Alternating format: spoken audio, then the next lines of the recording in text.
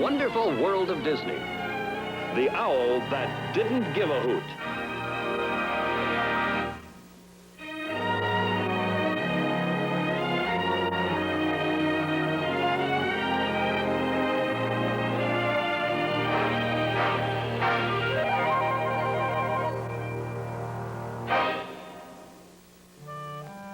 This is the story of an owl that didn't give a hoot. About being an owl, that is. In fact, she grew up doing her best to be a human being instead.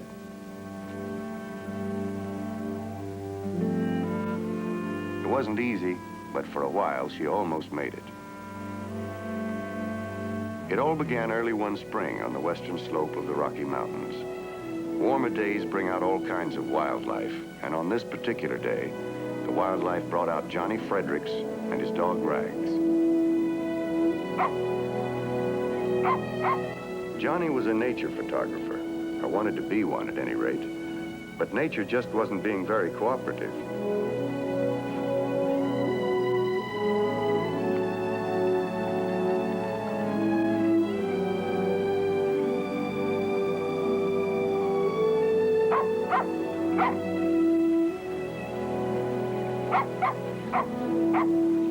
As often as not, Rags was more of a hindrance than a help, too.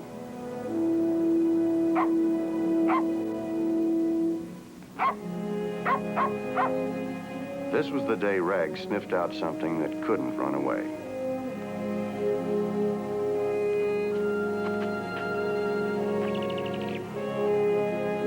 It was a baby great horned owl. She seemed to be unhurt, which was something of a miracle. There was no sign of her parents, and not much left of the nest. She had to have a new home, and that was all the prompting Johnny needed.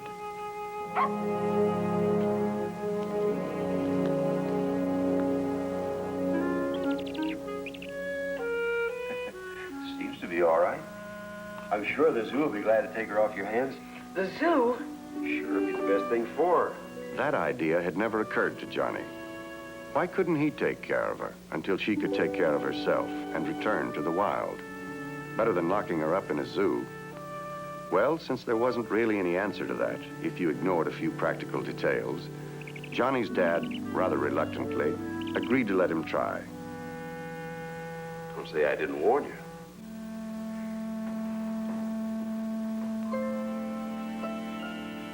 Right away, the practical details became important. The little owl and Rags got acquainted. Johnny and his mother managed to get her fed and bedded down. Her future was still uncertain, but it was beginning to look a little brighter. Bright enough, at least, for the next question. Say, what do you suppose we ought to call her? Gee, I don't know. I haven't thought about that yet. That's it. We'll call her Harriet. Oh, no, you don't. You're not going to name that owl after my Aunt Harriet. But, Dad, look at her.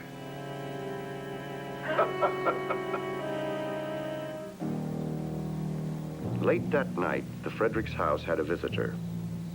Mandrake, a midnight prowler whose favorite pastime was dining out, uninvited.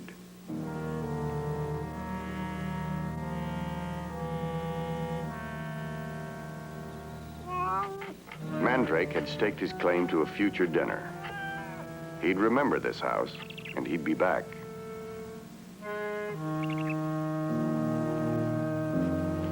A few days later, Johnny got his photos back from the drugstore. They weren't very good. His camera just couldn't bring those distant subjects up close.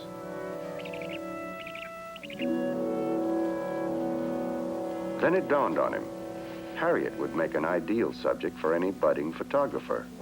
Not just unusual and appealing, but conveniently close up, too. So that was how the album got started. And in the days that followed, it grew almost as fast as Harriet.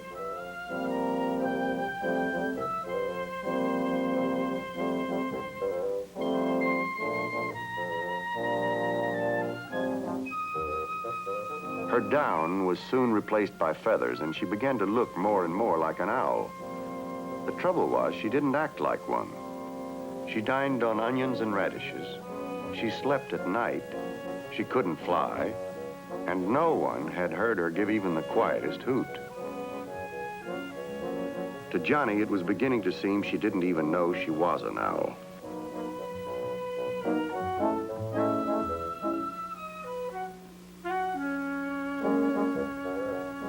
So far, she'd shown only one talent, for mischief, and it was inevitable that sooner or later she'd go just one step too far.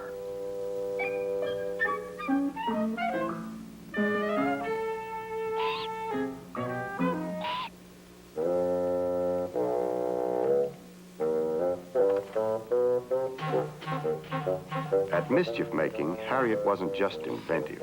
She was inspired.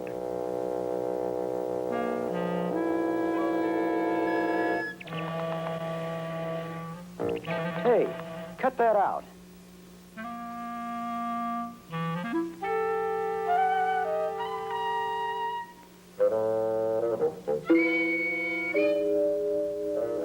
Every morning, Harriet's first trip into the kitchen started out with a one-sided staring match.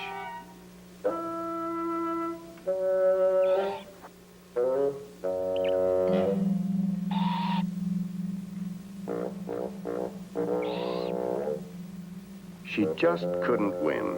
That big, shiny bird never gave an inch. So Harriet would suddenly develop a deep interest in something else.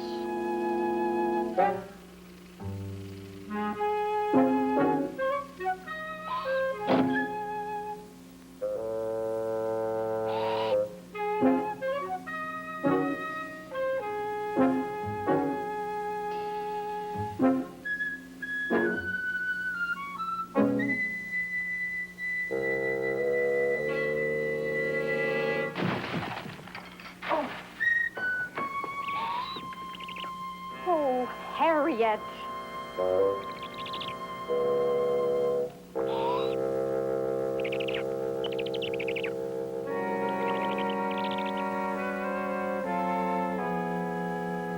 I'll pick up your groceries for the party tonight.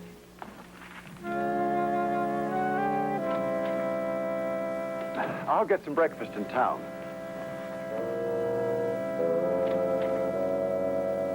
That was just the beginning of what was to be Harriet's busiest day. No matter how hard Nora tried to get back to her household routine, she always seemed to run into old, helpful Harriet.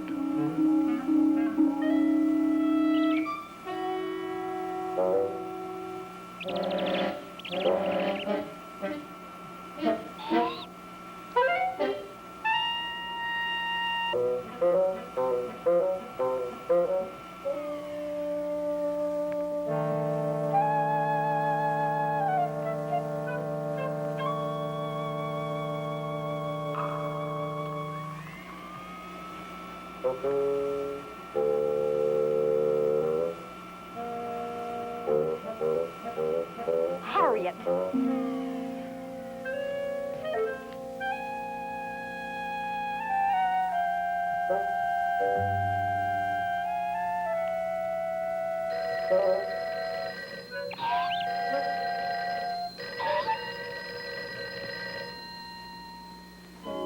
Hello? This is Carol. Hello, Carol. How are you? Fine, thanks. How's everything at your house? Oh, everything's just fine over here. I was just wondering if you were going to be able to make it to the meeting this morning. Just a minute, Carol.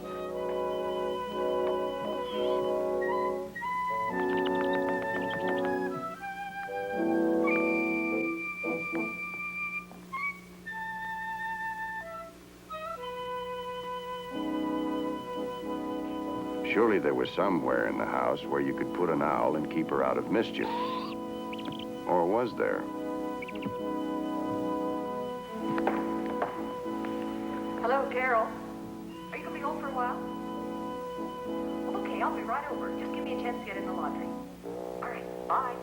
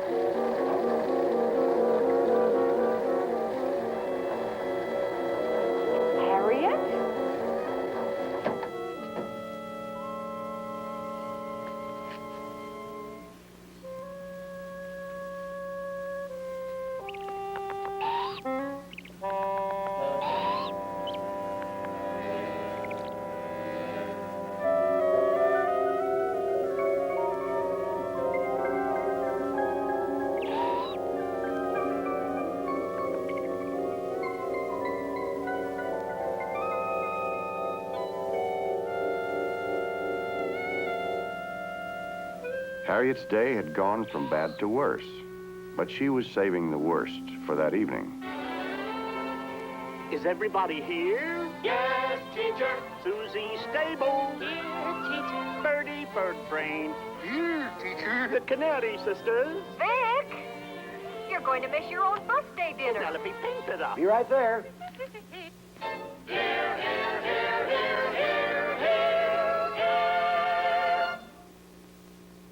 Today's lesson will be about something we really can't do without. Money? No, the subject... Ah, yes. The subject for today is melody. Gosh, teacher, what is a melody? Now, if you'll take a few notes, say 2 or 4,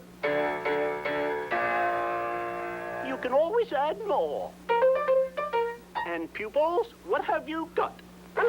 Woofles, the greatest taste in pet food. Don't deprive the pet you love. Serve Woofles for happiness and health. Dogs bark for them, cats howl for them. So buy Woofles right now. Don't wait for the program to end.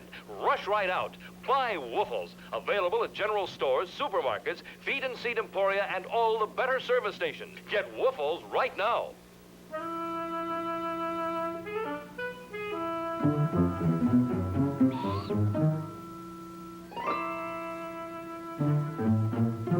Happy birthday to you. Happy birthday to you. Happy birthday, dear Dadder. Happy birthday to you. Have many more. Thank you very much.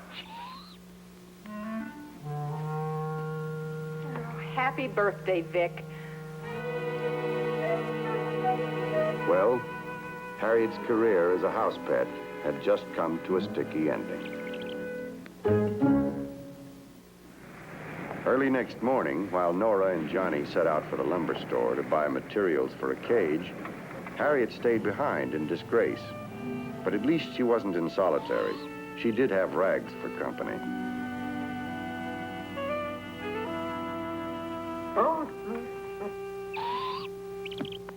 Right away, her curiosity was aroused by the way he got in and out of the house.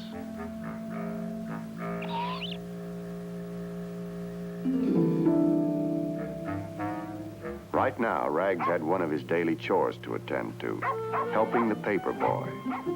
So Harriet was able to follow her curiosity through to a startling discovery: the big new world of outdoors.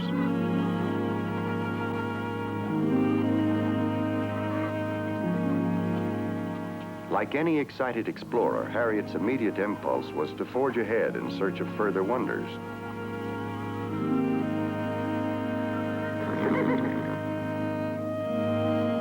Now there was something just about her size.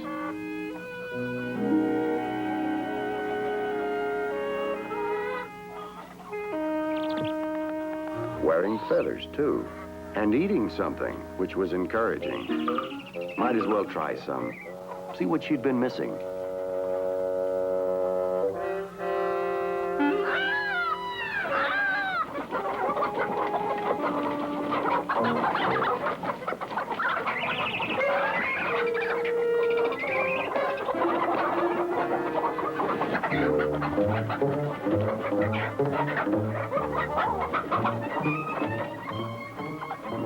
All right. She could tell when she wasn't wanted. But she was determined not to let one sour note spoil the whole day.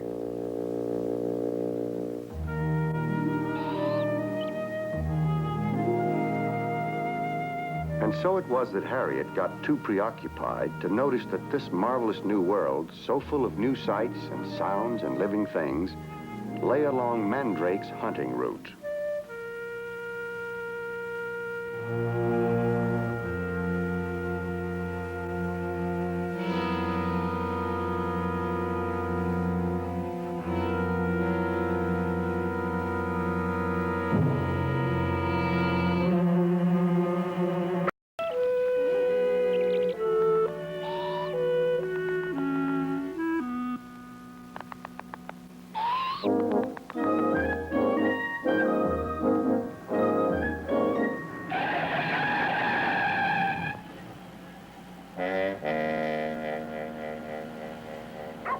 Now, Rags was beginning to feel like an overworked nursemaid.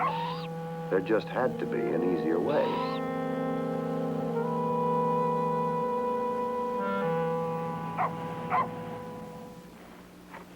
Johnny, Harriet's gone. She's not in here. Are you sure? I've looked everywhere. Look inside again, Mom. I'll look out here. Harriet! Rat! Harriet! Rags, come on. Where's Harriet?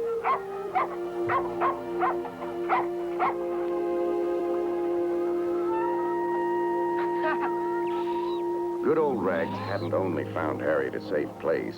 He'd stayed around to make sure the chickens behaved. Okay, you keep her there for a while. But Johnny knew Rags wouldn't always be there at the critical moment. Harriet couldn't be kept inside anymore, and she'd be completely helpless outside if she weren't protected. She couldn't fly or hunt, and she'd still never hooted, not even once.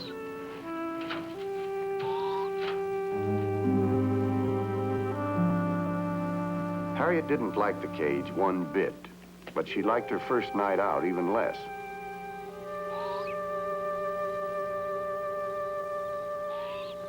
Of course, nighttime was really Harriet's special province, but it was Mandrake's too, and he was determined to have that owl for supper, sooner or later, preferably sooner.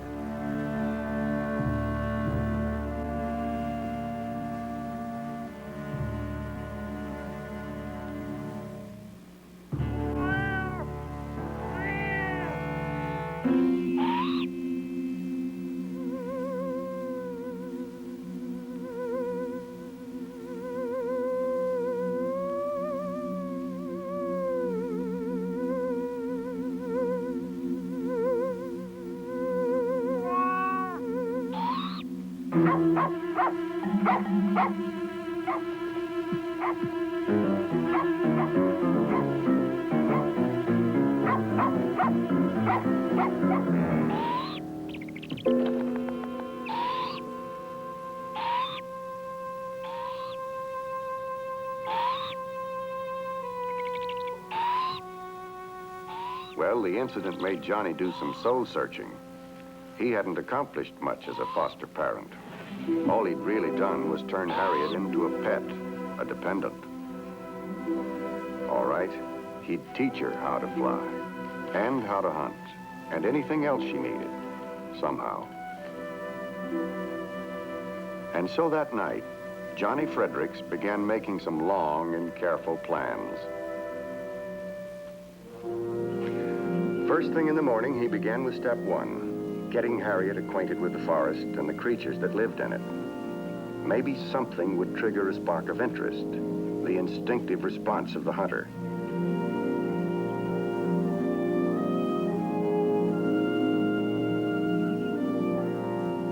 Harriet was fascinated. Nothing escaped her glance, and Johnny began to notice signs of life he otherwise would have missed. But in the end, he was the only one who did any learning. Harriet stayed aloof and unruffled. She just looked, and that was all.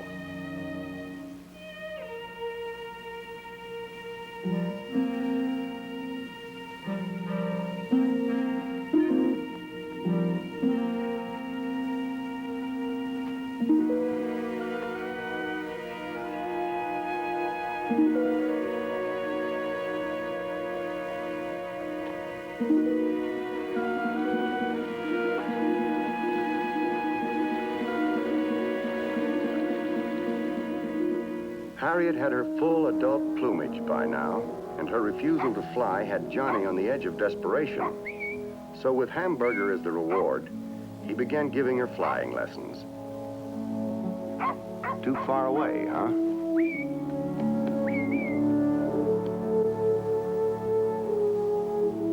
Still not close enough?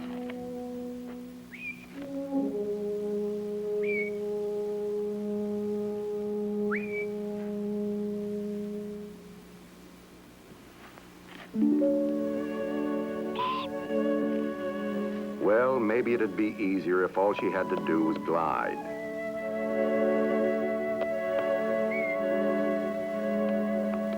Johnny! Johnny, it's time to mow the lawn. Mom, I'm busy. You promised. Yeah, but this is important. I gotta get her to fly. The lawn's important, too. Now I'll give you just 5 more minutes. So school was out, for the time being. But while Harriet was enjoying a free ride, Mandrake was lurking in the background, waiting his chance.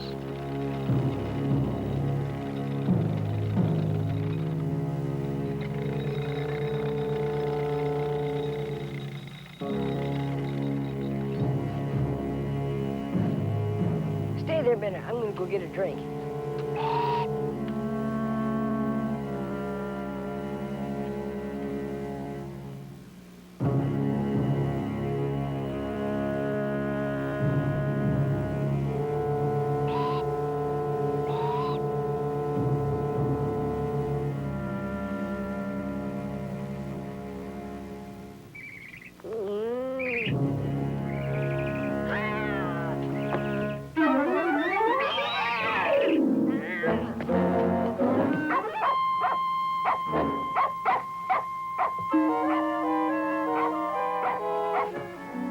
She flew!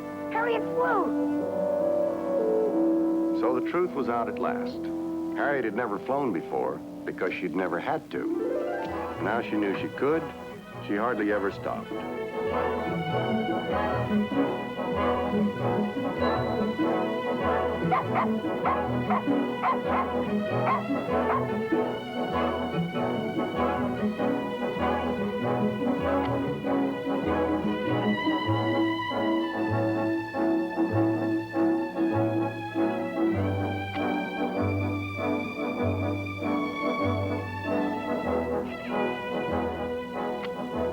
Of course, flying was one thing, but landing was another.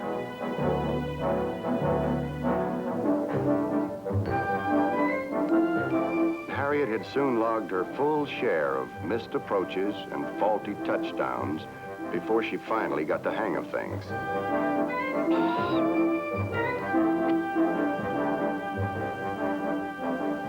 Before long, she'd passed beyond the accident-prone stage, and from now on, the sky was the limit.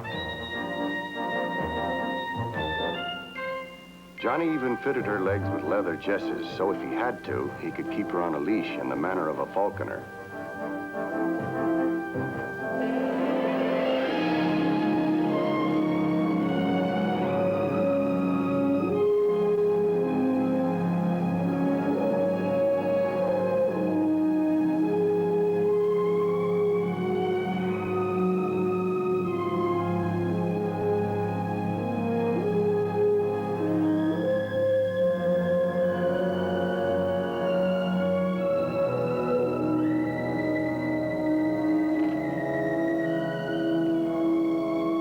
Strength and confidence increased, Harriet ranged farther and farther from home. But trouble was in store just a couple of doors away, at Sam Miller's place. Miller's hobby was racing pigeons. Actually, it was less a hobby than a passion. And the sight of an owl flying over their loft in broad daylight filled him with panic. Owls were predators, killers.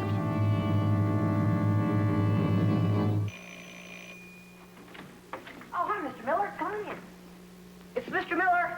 Is Vic here? I want to talk to him. I want to talk to both of you. Yeah, he's here. What's the matter? You are keeping an owl here, aren't you? Yeah, but... Sam, what's the trouble? The trouble is, Vic, I've lost 2 of my best birds in the last 2 days, and you're keeping a pigeon killer here. That's the trouble. You don't mean Harriet, do you? I don't know about any Harriet. I'm talking about that owl. Take it easy, Sam. Harriet's the name of the owl. But it's hardly a pigeon killer.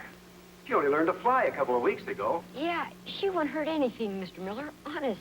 She wouldn't know how. Look, owls are owls, and they're born killers. Oh, she was out flying for a while this afternoon. Yeah, but she... Johnny, go out in the coop and get a chick, will you? Come on, Sam. I want to show you something.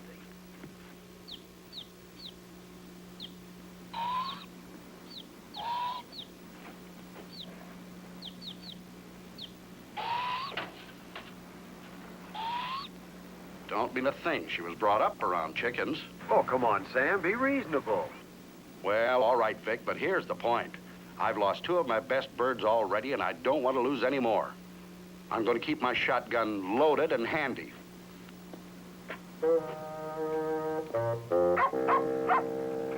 Hey!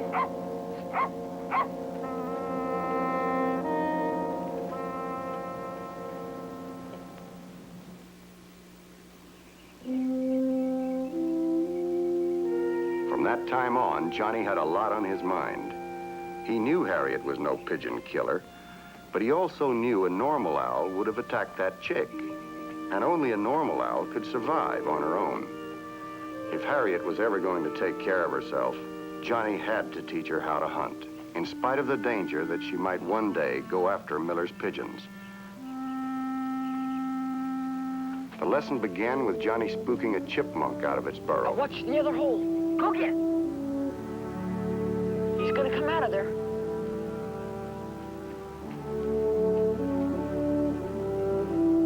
Get him! Hurry, go get him!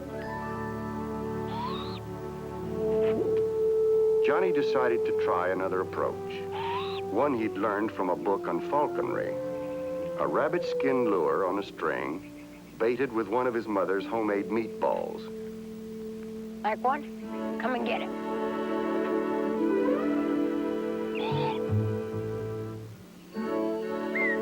According to the book, a bird will fly at a moving lure.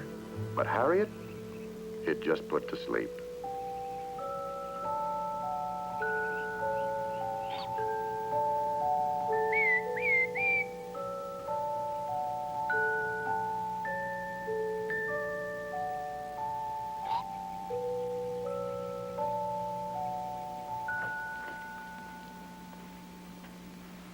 Well, if she wouldn't go after an airborne lure, maybe this would be simpler.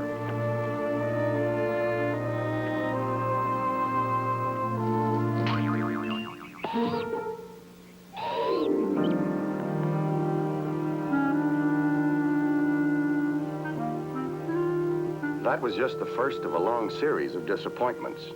By late morning, Johnny had just about decided that Harriet was hopeless. Oh, no. If you want your lunch, you go get it.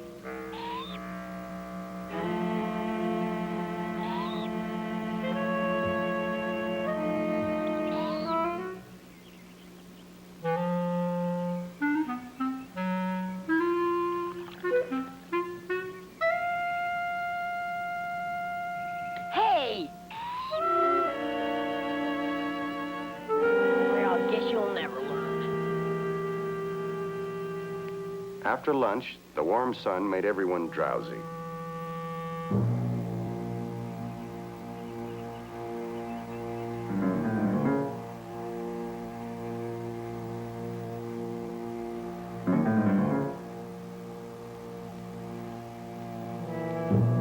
Knowing the rattlesnake was her mortal enemy was as natural to Harriet as having feathers.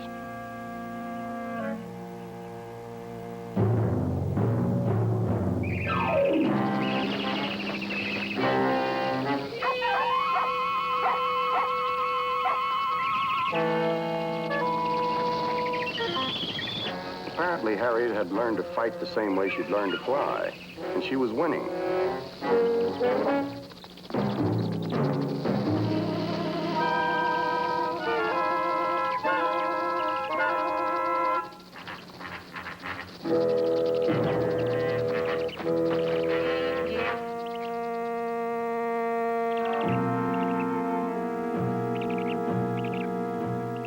It was quite a collection of pictures that Johnny picked up at the drugstore a few days later. Like any photographer, though, he knew he could do even better with better equipment. So, as usual, he stopped by Mr. Hornbeck's general store to see if that telephoto lens was still there.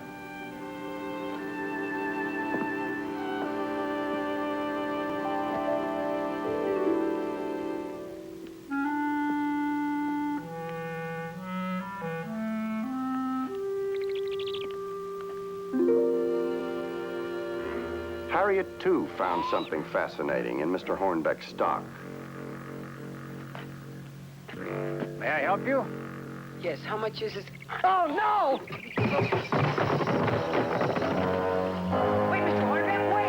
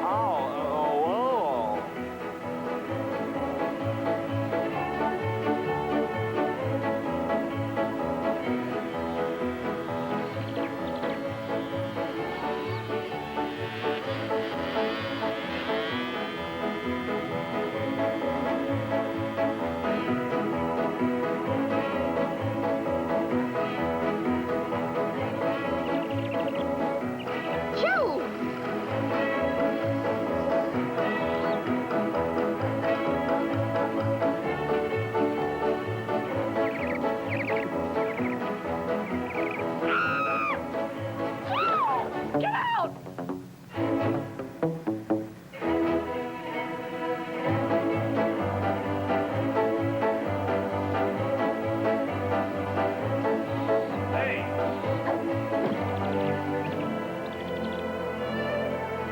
Finally, real trouble.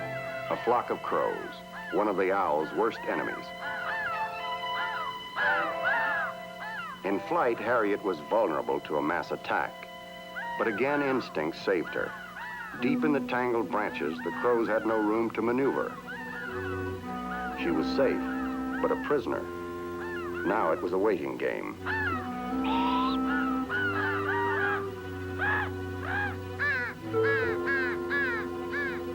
It was sundown when the crows finally gave up, and she was free to move on.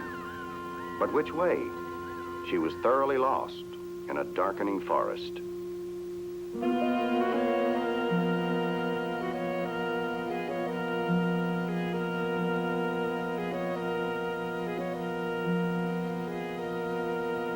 Johnny, come and eat now. Okay, just a minute. You come home, Johnny. Yeah.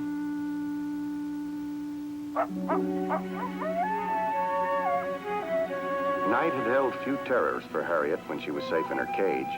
But here, the most familiar sounds seemed eerie, threatening, even the voices of her own kind.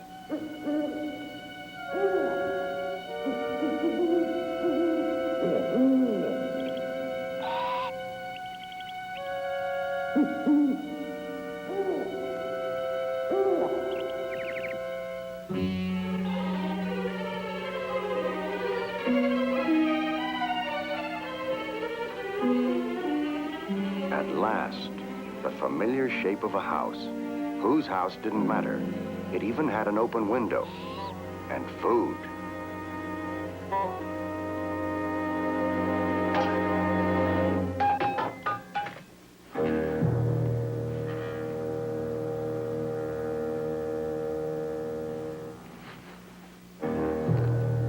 Who's there?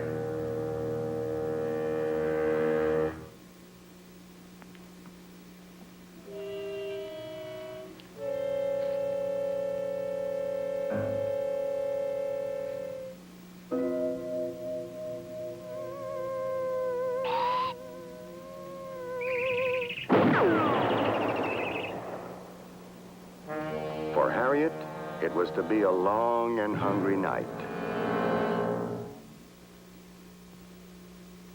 Dawn found Harriet still far from home, but her panic had subsided, and she was beginning to get her bearings at last.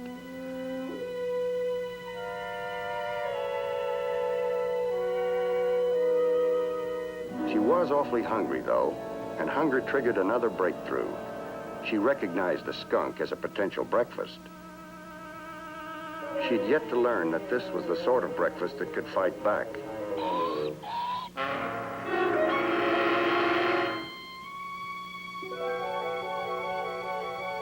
Happily for Harriet, owls aren't bothered by the smell of a skunk.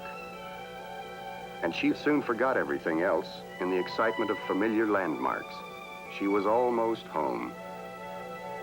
Her route took her in toward Sam Miller's, and he'd just lost another of his prize racers.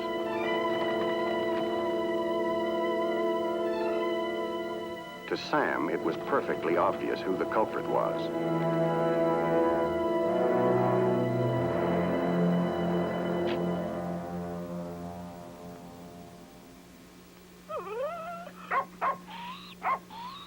She's back! Harriet's back!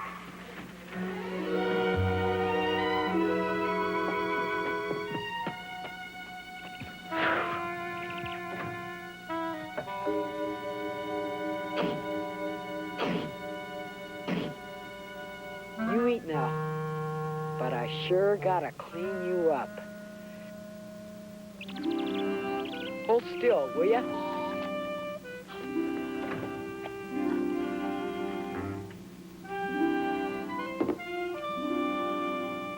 Well, I don't know. Your dad says it'll work. Rub it down into her feathers, Johnny. It'll do the job. Matter of fact, it's the only skunk deodorant known to science. Tomato juice. Believe it or not.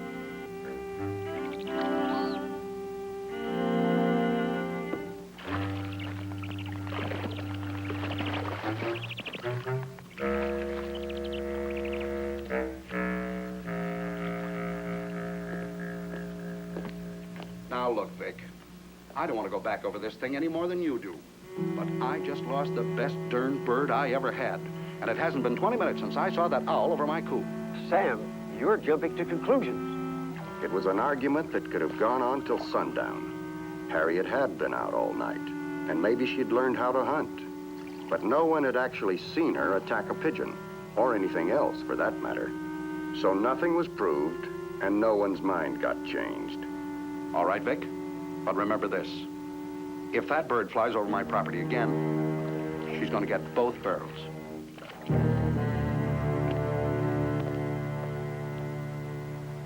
After that, Harriet was confined to quarters, in her cage or in the house. But she lost none of her talent for mischief. In fact, she really outdid herself on Thanksgiving, and for a while seemed perfectly happy with a way of life that was really more human than owl. But midwinter is the owl's mating season, and as winter deepened, she grew preoccupied and distant. Johnny worried about her even more. He was beginning to believe he'd failed.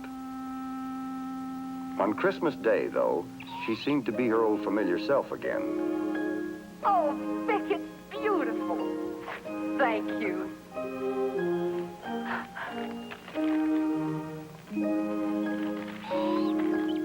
Gee, thanks. You can use these. That's from us. We couldn't get you very much this year. That's okay. I don't mind. Wait a minute. We couldn't get you anything, but Harriet did. But it's from Harriet. Go on, open it.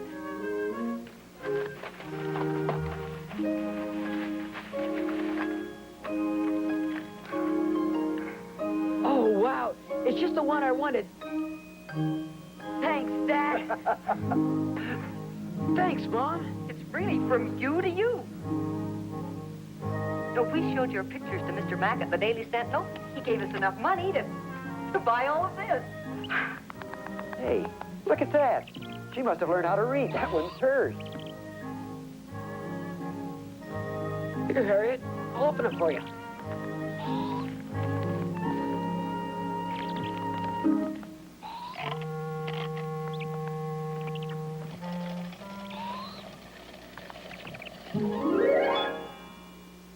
Boy, I gotta get a picture of this. Strut the mouse again, will you, Dad?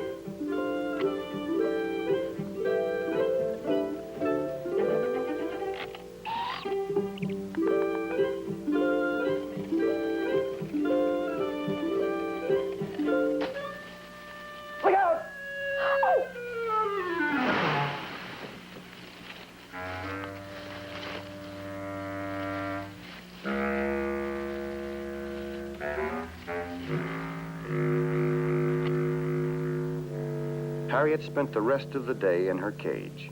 Her holiday mood had disappeared, and she was once again withdrawn, almost a stranger.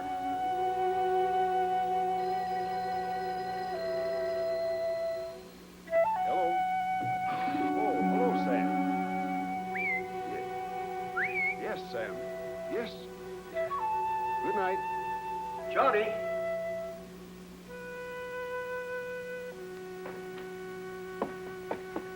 Yes, Dad? That was Sam Miller again. He wants you to make absolutely sure that Harriet's locked up tight. One of his birds is expected in from a race tonight. Okay, Dad. I gotta go out and feed her anyhow. For once in her life, Harriet wasn't the least bit interested in dinner. She had a visitor, a male great horned owl. Here was a new chance for Harriet. Only Johnny could know how much he'd hate to lose her, but he had to do what was best for her. But what was it? Should he keep her in a cage, maybe forever? Or was that his decision to make?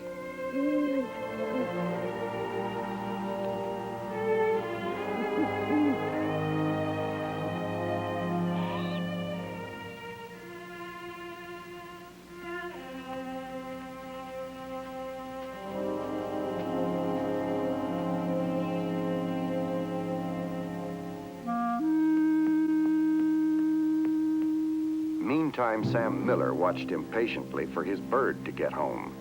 While only a few steps away, another pair of eyes watched too. The wood rat had long ago learned that an easy meal could sometimes be picked up around the pigeon loft.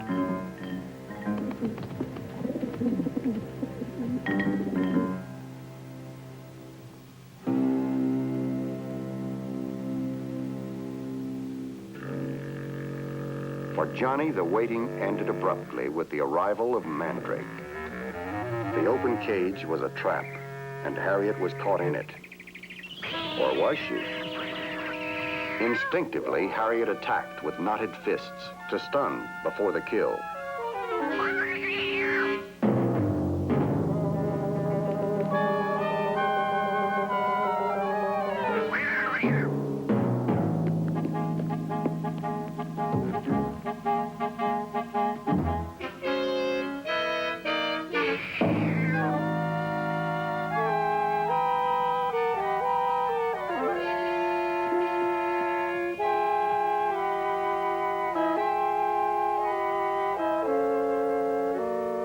Harriet had won the battle, but it had taken her straight to the one place she had to avoid, Sam Miller's house.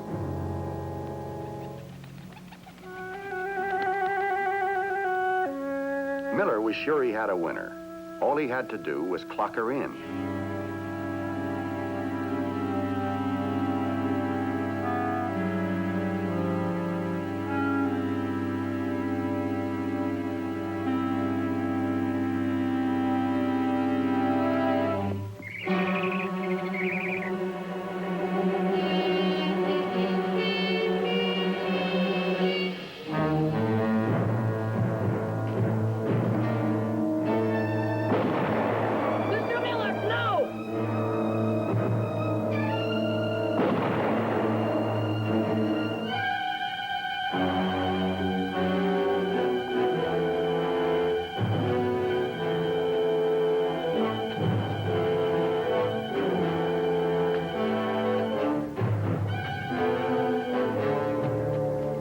Mr. Miller, look.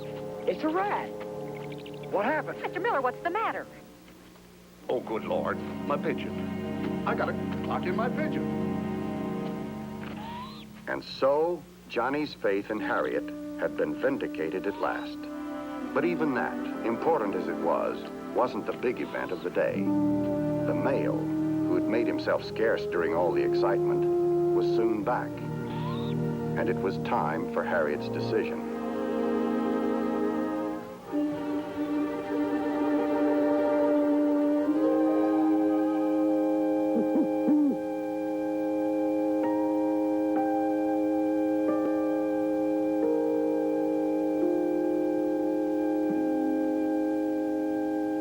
It it was Harriet's triumph, as well as Johnny's, but it was a time of sadness, too, because it meant that Harriet was leaving. The stubborn little bird that wouldn't fly and couldn't hoot had at last grown up to seek a future of her own among the distant hills.